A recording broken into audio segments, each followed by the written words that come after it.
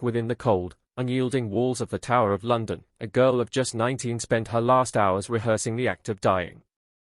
Catherine Howard, who had worn the crown of England for scarcely 18 months, practiced laying her head upon the block, resolved to face death with composure instead of the frantic despair that had shadowed her captivity. What offense could justify so terrible a fate for one so young? The truth lies less in proven adultery than in the merciless machinery of Henry VIII's court, where beauty, youth, and innocence were nothing more than currency to be spent and thrown away. Catherine Howard's tragedy remains one of the bleakest chapters in Tudor history, exposing the grim reality of life beneath England's most ruthless king. Born around 1523 into the formidable Howard clan, she entered a world in which women were mere instruments of male ambition, their bodies and futures disposable in the game of power. Her short tenure as Henry's fifth queen would collapse amid charges of treason, the torture of her friends, and her own beheading on a bitter February morning in 1542. This is far more than a tale of royal scandal, it is a stark glimpse into the brutal engine of Tudor justice, where confessions were wrenched out in agony, where the young and defenseless were offered up to shield the mighty, and where the king's paranoia turned private affection into a capital offense. Catherine Howard's last days lay bare the human price of Henry VIII's terror and the terrifying ease with which absolute power could crush the innocent. In 1540 England was a country reshaped by religious turmoil and political dread. Henry VIII, nearing 50, had already severed ties with Rome, dissolved the monasteries, and sent 2 wives to the scaffold in his obsessive quest for a son. The court had become a treacherous labyrinth of rival factions where survival hinged on reading the king's ever more erratic temper and deepening suspicions. The Howards, among England's oldest noble houses, spotted a chance to reclaim influence by placing their young relative Katherine in the aging monarch's sight. Thomas Cromwell had just orchestrated the king's disastrous union with Anne of Cleves, and his rivals smelled blood. Led by the Duke of Norfolk, the Howard faction maneuvered Catherine forward as a dazzling alternative to the rejected German princess. They knew Henry's weakness for lively, youthful women who could make him feel potent again despite his bloated body and festering, foul-smelling leg ulcers that turned him into an object of disgust rather than desire. The moment was ripe for Howard ambition. Cromwell's power was crumbling, and religious conservatives hoped to roll back the Protestant tide sweeping the realm. With her beauty and Catholic ties, Catherine embodied their hopes of restoring the old faith. What they underestimated was the king's mounting instability and his readiness to annihilate anyone who pricked his pride or challenged his authority. England in 1540 had become a police state, informers hid in every shadow, private words could be twisted into treason, and subjects lived in dread of the midnight knock that heralded death. The court itself was a gilded cage where smiling faces masked deadly plots and the king's favor could flip to a death warrant overnight. Catherine Howard's childhood had been one of neglect and exploitation, a training ground for the destruction that awaited her. Left fatherless young, she was placed in the household of her step-grandmother, Agnes Howard, Dowager Duchess of Norfolk. Chesworth House and later Horsham were meant to offer the education and moral oversight suited to a noble girl. Instead they exposed her to adult passions and sexual knowledge far beyond her tender years. The elderly Duchess, far more absorbed in her own concerns than in supervising the girls under her roof, allowed Catherine to sleep in a dormitory with older companions who drew her into a hidden world of secret lovers and midnight trysts. There she first mastered the arts that would later condemn her, how to carry on clandestine romances, how to pen love notes, how to maneuver through the treacherous sexual politics of great households. Her first serious attachment was to her music teacher, Henry Mannix, a man considerably older than the 13-year-old girl. That relationship, almost certainly sexual, set a pattern that would shadow the rest of her brief life. Mannix, wielding the authority of teacher over pupil, initiated her into physical intimacy while coaching her to lie to her guardians. When Mannix was discarded, Catherine swiftly fell into a deeper affair with Francis Dereham, a gentleman in the Duchess's service. Their bond went beyond physical passion, they exchanged vows, called each other husband and wife, and gave gifts. Many later swore a lawful pre-contract had been formed. The Horsham dormitory became a place of whispered secrets and shared dangers where girls learned to balance desire with ambition. Catherine's companions would later testify to the casual acceptance of sexuality in that household, where stolen meetings were routine and the old Duchess turned a deliberate blind eye. Those early experiences, later twisted into proof of depravity, should have been shielded by responsible adults. Instead they formed the groundwork for charges of promiscuity and deceit that would cost Katherine her life. The inquiry that ruined her began not with her conduct as queen but with a merciless probing of her past, exposing the failures of her guardians and the unsuitable relationships of her girlhood. Such early encounters, commonplace among many aristocratic girls, proved catastrophic when viewed through the lens of royal scandal and became the first pillar of the case against her.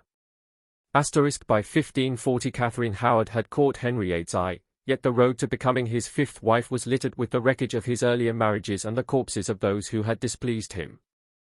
The king's pattern with wives had grown grimly familiar: wild infatuation, whirlwind courtship, hasty wedding, followed by annulment or execution when a son failed to appear or his order cooled.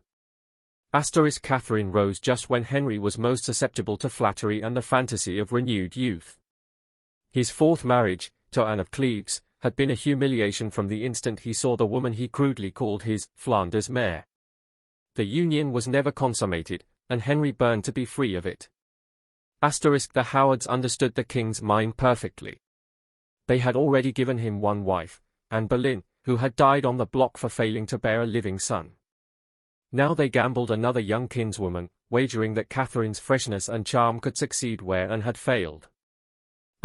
Under the Duke of Norfolk's careful direction, Katherine was appointed maid-of-honor to Anne of Cleves, placing her directly in Henry's path. While he chafed in his unwanted marriage, her beauty and liveliness shone against the foreign queen's perceived dullness. Henry's wooing of Katherine was both pitiful and frightening, an aging despot's frantic bid to reclaim vitality by possessing a teenager. Grossly obese, tormented by suppurating ulcers, prone to savage rages, he nevertheless showered the girl with gifts, convinced she found him appealing despite his decay. Katherine, barely 17 and utterly unaware of the forces steering her fate, became the obsession of the most powerful man in England. Her Howard relatives drilled her in how to receive the king's advances, flirtatious yet demure, innocent yet knowing, always focused on the prize of marriage and restored family power. The speed of Henry's pivot from annulling Anne of Cleves to wedding Katherine laid bare his irrational obsession. Within weeks of his freedom, Katherine was queen, a title that carried dazzling privilege and mortal peril in equal measure. Their marriage took place in July 1540, mere weeks after the Cleves annulment, in a ceremony that felt half celebration, half funeral procession. A 19-year-old bride wed a man almost 30 years older whose previous wives had been discarded, divorced, or beheaded. The Howards rejoiced at their resurgence while Katherine herself seemed barely to grasp the deadly precedent she followed. The first months of her queenship looked triumphant. Henry, revitalized by what he believed was her devotion, appeared happier than in years. He lavished upon her jewels stripped from the necks of former queens, a macabre recycling that revealed his indifference to the women he had cast aside.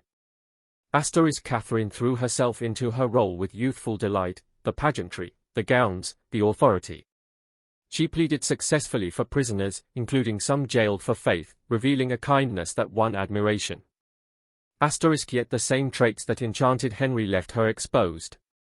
Her youth and inexperience made her prey for manipulators, her warmth was misread as invitation. Meanwhile the king's health collapsed further, his ulcers stank so badly courtiers gagged, his weight required hoists to mount a horse, and pain fueled violent, unpredictable moods. Catherine's failure to conceive swiftly bred anxiety in her and her family. 2 wives had already died for the same failure, the pressure was crushing. Every glance, every word in the queen's household was watched by spies who sold secrets to rival factions. Her privacy was an illusion. The fatal temptation arrived as Thomas Culper, a dashing gentleman of the king's privy chamber, close enough to power and young enough to remind Katherine what desire felt like with someone her own age. Culper possessed the vigor and looks Henry had lost. What began with lingering looks and light conversation deepened into deadly risk. His position gave him easy access to the Queen's apartments, he used it recklessly. Their secret meetings were arranged by Jane Boleyn, Lady Rochford, widow of George Boleyn, who had died with Anne Boleyn, someone who should have known better than to traffic in another queen's ruin, yet did so anyway. Catherine's handwritten letters to Culper would seal her fate. Phrases like, "It makes my heart die to think I cannot always be in your company," were later brandished as proof of adultery and treason.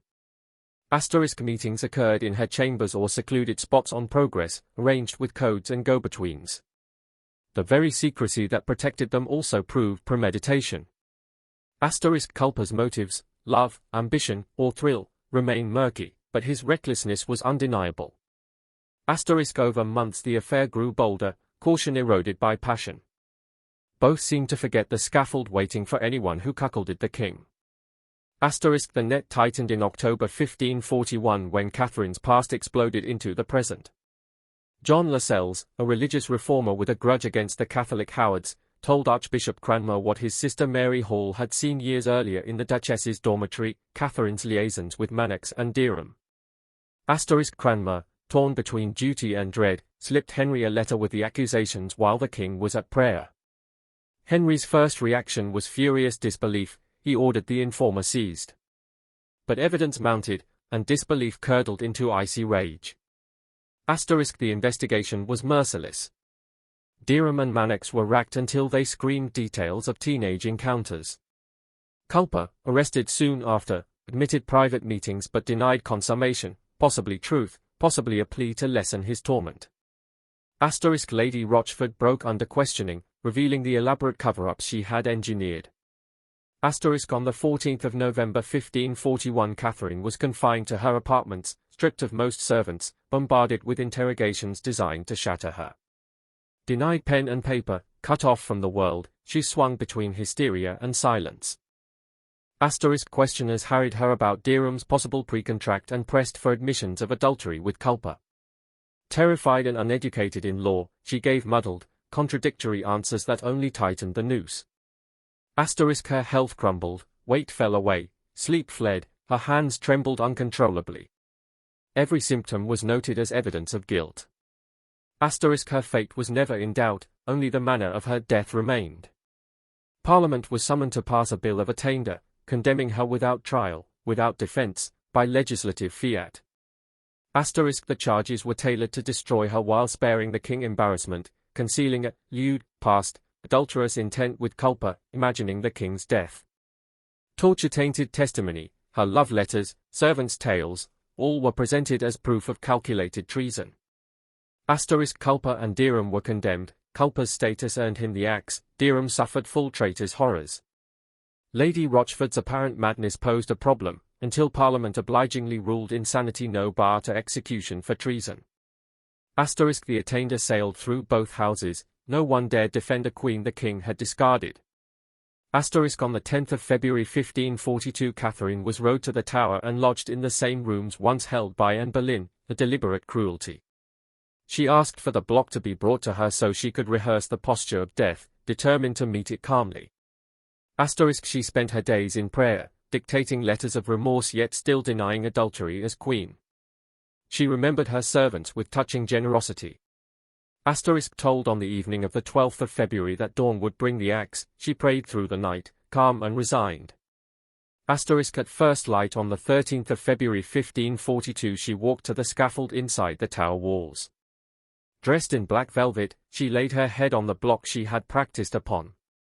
Her speech was short, she admitted offending the king, prayed for her soul, forgave her enemies. A single stroke ended her life. She was buried unmarked beside Anne Boleyn in St. Peter ad Vincula. Asterisk Lady Rochford followed her to the block the same morning. The Howard star sank, even the Duke of Norfolk would later face the Tower, spared only by Henry's death the night before his own execution.